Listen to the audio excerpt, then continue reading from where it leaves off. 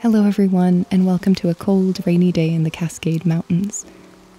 I had a very well-loved book of folk tales when I was a child, and one of my favorite stories was about a very wise and old tree man who lived at the top of a hill and could accurately predict the weather just by sniffing the air.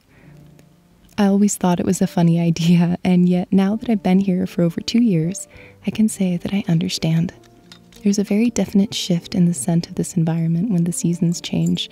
When the air isn't mixed in with the smell of petrol and crowded places, you discover it carries with it 1,000 aromatic notes of the earth. Right now I can smell sage and cedar, as well as the minty bite of frost. The autumn gnomes are no doubt collecting the very last of the apples, and the squirrels are topping their stores. In last week's video, some expressed to me that they're hoping to move and start a new life soon and are in a time of transition. Also, a few said that they believed I was living off-grid and very isolated from people, dozens if not hundreds of miles away from civilization. I wanted to clear this up in regards to my location, not to discourage your lifestyle preference, only to explain my own. I also felt that perhaps it could be helpful to share some less desirable things I faced while living in a rural area, knowing that nowhere is perfect and each place has challenges depending on who you are.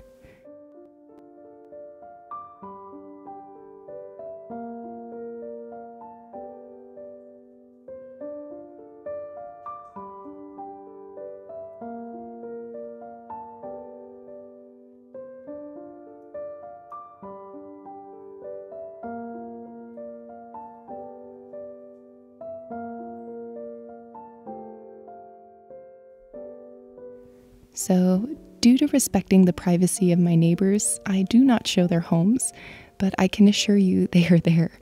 I'm neither off-grid nor am I isolated, and I enjoy about a 15-minute drive from town.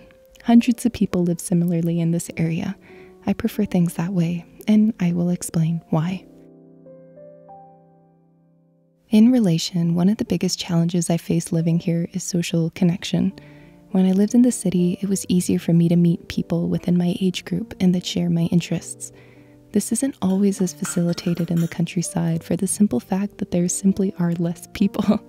For example, in the city, I loved spending time with my peers who spoke Spanish, had lived in the Caribbean, or had also grown up in a military family. I automatically felt like I had so much in common with them. While there are young people with similar backgrounds here, it isn't as likely. And so I rely a little more on communicating with others via email and social media. Now, this isn't to say you cannot connect with an incredible community wherever you are, but for me, it took a little more work and creativity to do that out here. And I think your own personality and social needs should be considered when making a move to a rural area, because despite my introversion, this has been tricky for me.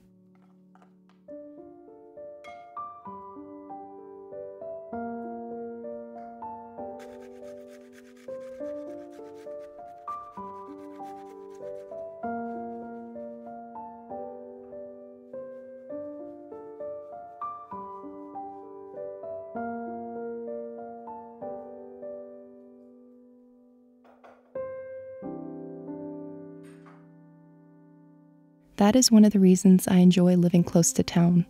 I admire people who are in very isolated and off-grid locations. They are impressive and must have a lot of mental strength, because I am not like that. I find that loneliness is a very real thing that can creep up on me if I'm too far removed from other people. It isn't easy to live like that. If anything, being isolated and alone could be very hard to deal with if you are like me. And that's something I know because I live so near town, and I even struggled with feeling disconnected from others when I first moved here. Thankfully, through working as a teacher and getting involved, that has changed over time. In addition, I also feel much safer being near people. It's unrealistic for me to live isolated, as I have a job that requires me to work in town, and I cannot work remotely. I don't have a lot of free time nor the knowledge or ability to invest the cost and energy needed in a homestead to keep it functional. Another big reason I live near town is that I can easily get help if I need it, for emergencies and otherwise. If you saw my last video, you know that I've experienced medical scares in my family before. My father had a heart attack over a year ago, and he's still a very healthy and fit and young person in my opinion. So examples like that make me want to always be within a short drive to the hospital. That's not always possible if you're very isolated, and I think that's something everyone should take into consideration, especially if you have a handicap, medical issues, pets, children, or like me, need peace of mind. That is one of the main reasons I live like I do. I just thought it was important to explain how, because I wouldn't want anyone to get a different impression. And I also believe we can live in alignment with the earth and take the planet in consideration, no matter how or where we live, in the city or otherwise. We can just take simple steps to learn about our environment and support organizations who want to make lasting change.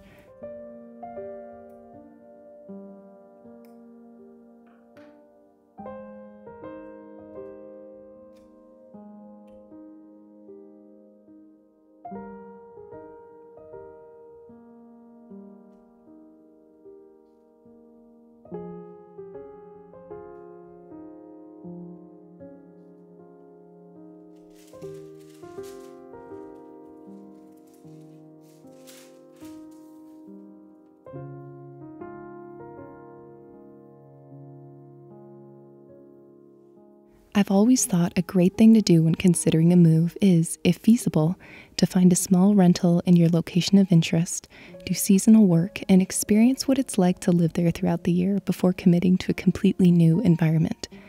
I know of several people who bought houses in the summer here, only to realize they hate the grueling winters, and sadly there are many homes that are left empty the majority of the year, making it hard for people working in town to find a place to live. That isn't a problem all small towns face, but it is a challenge to be aware of. In short, I encourage anyone to follow their heart and where and how they want to live.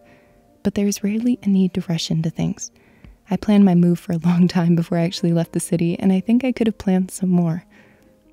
It was well worth it to skip the stress of not being prepared. I think that no matter how beautiful the location or the home, getting into a situation that is stressful or financially unstable will ruin the experience. And while I'm here talking about more challenging aspects of rural life, I hope that my channel is a testament of the reasons I do love to live here and wouldn't want to be anywhere else.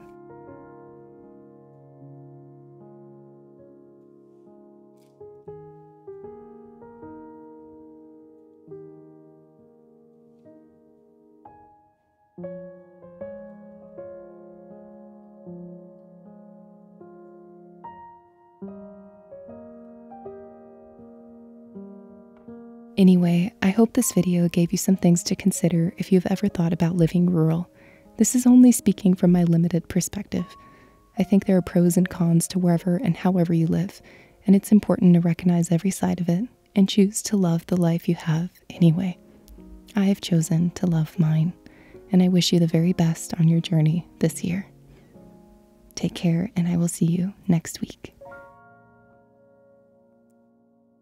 In regards to the things that I mentioned that I've been struggling with at times in regards to living here, I decided to let this era of working more from home and from an office come to an end because I would really like to start working in town again. Even though I haven't quite decided what type of part-time job I will do long term, I decided to help out my local bookstore in the next couple months because they will be having more business due to the holidays, and they really needed an extra person that already had experience being a bookseller and with the system and could talk about books in an appropriate amount of time, which I can do. That is the plan. I will be working there for a while and then go from there and see where the journey takes me.